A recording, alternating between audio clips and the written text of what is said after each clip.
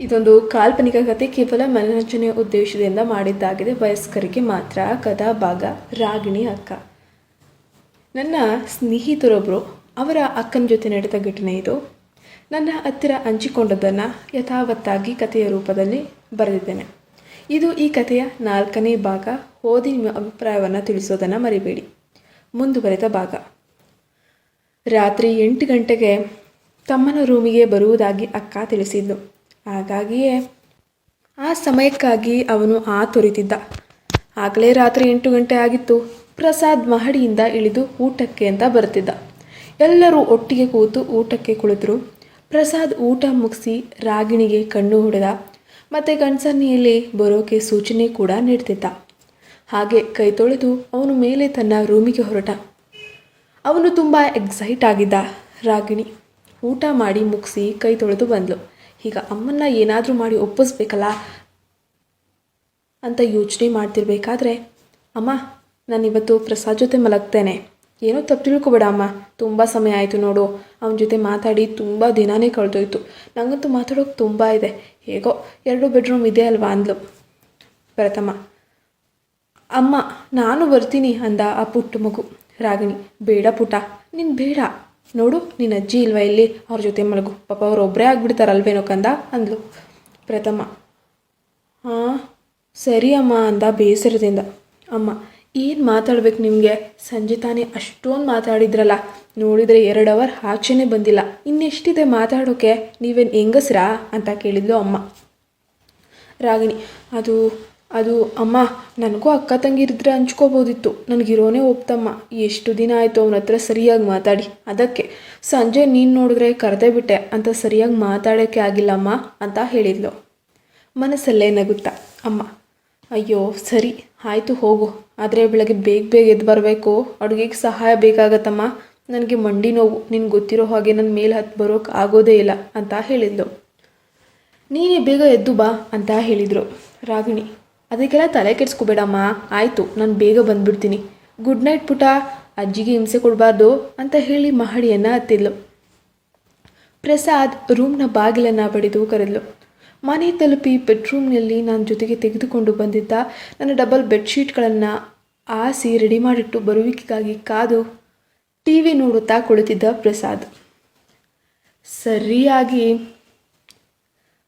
Main ಡೋರನ್ನು ಬಾರಿಸಿದ್ಲು. ಎದ್ದು ಕಿಟಕಿಯನ್ನು ನೋಡಲು ಸ್ಮೈಲ್ ಮಾಡುತ್ತಾ ನಿಂತಿದ್ಲು ಅಕ್ಕ. ಆಹಾ, ಅದೆಂತಹ ಮೋಹಕವಾದ ನಗು ಅದು.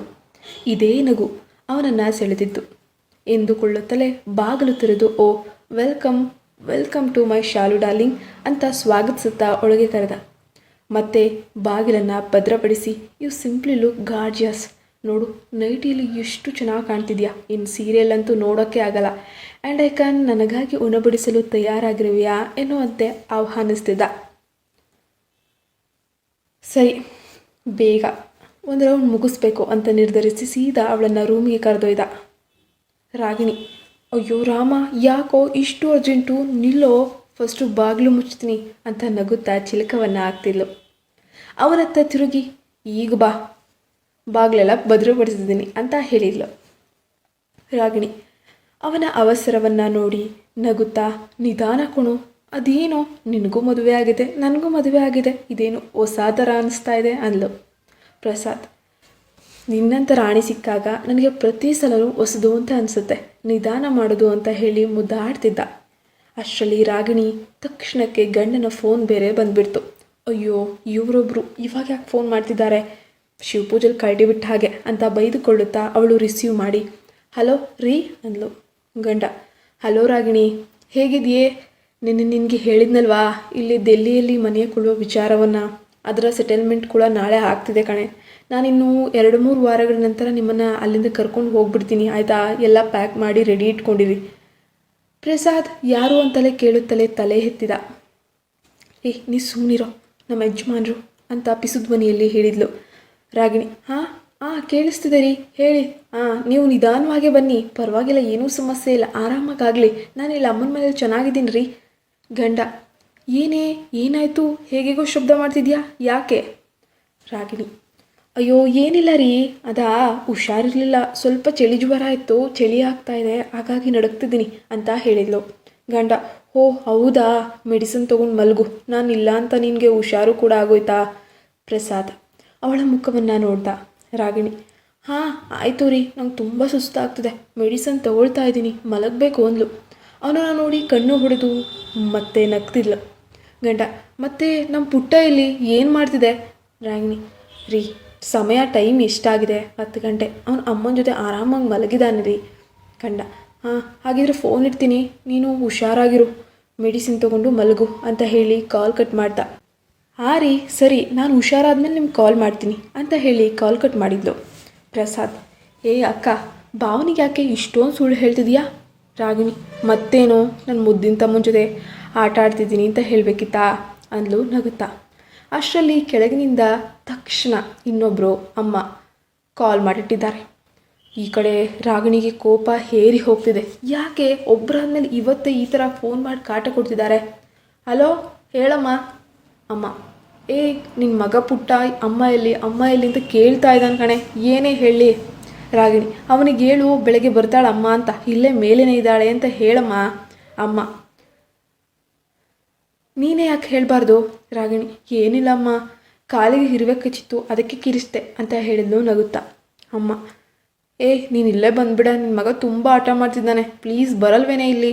ರಾಗಿಣಿ: ಇಲ್ಲ ಅಮ್ಮ, ನನಗೆ ಪ್ರಸಾದ್ ಹತ್ರ ಮಾತಾಡೋದು ತುಂಬ ಇದೆ, ಹಾಗಾಗಿ ತುಂಬ ದಿನ ಆಯ್ತಲ್ವಾ, ನಮ್ಮ ಯಜಮಾನ್ರು ಕೂಡ ಬರ್ತೀನಿ ಅಂತ ಹೇಳಿದ್ದಾರೆ, ಹಾಗಾಗಿ ನಾನು ಈ ಮನೆಯಿಂದ ಯಾವಾಗ ಹೊರಡ್ತೀನಿ ಅಂತಲೇ ಗೊತ್ತಾಗಲ್ಲ, ಪ್ಲೀಸ್ ಅಮ್ಮ. ಅವಳು ಅವನನ್ನು ನೋಡಿ ಕಣ್ಣು ಹೊಡೆದ್ಲು. ಅಮ್ಮ: ಹೀಗೆ ಎಲ್ಲಿದ್ದಾನೆ ಪ್ರಸಾದು? ರಾಗಿಣಿ: ಇಲ್ಲೇ ನನ್ನ ಹತ್ರ ನನ್ನ ಜೇನು ಹಿರ್ತಿದ್ದಾನೆ ಅಂದ್ಲು ನಗುತ್ತಾ. ಅಮ್ಮ: ಹಾಂ ಏನಂಗಂದ್ರೆ ನಿನ್ನ ಜೇನ? ಹಂಗಂದ್ರೆ ಏನಮ್ಮ? ರಾಗಿಣಿ: ಅದು ಅದು ಅದು ಅಮ್ಮ ತಡಬಡಿಸಿ. ಅಮ್ಮ, ಅದು ಪ್ರಸಾದ್ಗೆ ತುಂಬ ಇಷ್ಟ ಅಂತ ಹೇಳಿ ಜೇನು ತುಂಬ ಇಷ್ಟವಂತೆ, ಅದಕ್ಕೆ ನಾನು ಬರುವಾಗ ನಮ್ಮ ಮನೆಯಿಂದ ತಂದಿದ್ದೆ ಅಮ್ಮ, ನಾನು ಮರೆತುಕೊಂಡೇ ಬಿಟ್ಟಿದ್ದೆ ನೋಡಿ, ಬಂದ ತಕ್ಷಣ ಅವನ ರೂಮಲ್ಲಿ ಇಟ್ಟಿದ್ದೆ, ಅದನ್ನು ಅವನಿಗೆ ತೆಗೆದುಕೊಟ್ಟೆ, ಈಗ ಅವನು ಅದನ್ನು ಕುಡಿತಿದ್ದಾನೆ ಅಂತ ಹೇಳಿದ್ಲು. ಅಮ್ಮ: ಓ ಹೌದಾ, ತಮ್ಮನಿಗೆ ಇದನ್ನೆಲ್ಲ ಚೆನ್ನಾಗಿ ಮಾಡ್ತೀಯ, ಇರಲಿ, ಫೋನ್ ಇಡ್ತೀನಿ, ಗುಡ್ ನೈಟ್, ಬೆಳಗ್ಗೆ ಬೇಗ ಬಾ ಅಮ್ಮ, ನಾಷ್ಟಕ್ಕೆ ನನಗೆ ಸಹಾಯ ಮಾಡಬೇಕು. ರಾಗಿಣಿ: ಸರಿ ಅಮ್ಮ, ನಾನು ಬೇಗ ಬರ್ತೀನಿ, ಗುಡ್ ನೈಟ್ ಅಮ್ಮ ಅಂತ ಹೇಳಿ ಕಾಲ್ ಕಟ್ ಮಾಡಿ ಇಟ್ಟಿದ್ಲು. ಯಪ್ಪ, ಬಹುಶಃ ಎಲ್ಲರ ಕಾಲು ಮುಗ್ದಿದೆ ಅನಿಸುತ್ತೆ, ಕಾಲ್ ಮಾಡಿದ್ರೆ ಒಬ್ಬರಿಂದ ಒಬ್ಬರು ಮಾಡ್ತಾನೆ ಇರ್ತಾರೆ. ರಾಗಿಣಿ ಸಾಕು ಅಂತ ಎದ್ದು ನಿಂತಳು. ಕೊನೆಗೆ ಇಬ್ಬರು ಕೂಡ ತುಂಬ ಅಂದರೆ ತುಂಬ ಸುಸ್ತಾಗಿ ಹೋಗಿದ್ರು. ಹಾಗೆ ಒಂದು 5 ನಿಮಿಷ ಮಲಗಿದ್ರು. ಒಬ್ಬರ ಮುಖ ಒಬ್ಬರವನ್ನ ನೋಡುತ್ತಾ ತಮ್ಮ ಖುಷಿಯನ್ನು ತೃಪ್ತಿಯನ್ನು ವ್ಯಕ್ತಪಡಿಸ್ತಿದ್ರು. ತಮ್ಮನ ಮುಖದಲ್ಲಿ ತೃಪ್ತಿ ಅನ್ನೋದು ಎದ್ದು ಕಾಣ್ತಿತ್ತು.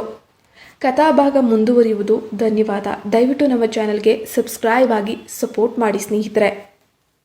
ಭಾರತದ ಪ್ರಖ್ಯಾತ ಜ್ಯೋತಿಷ್ಯರು ಪಂಡಿತ್ ಶ್ರೀ ವಾಮನ್ ಭಟ್.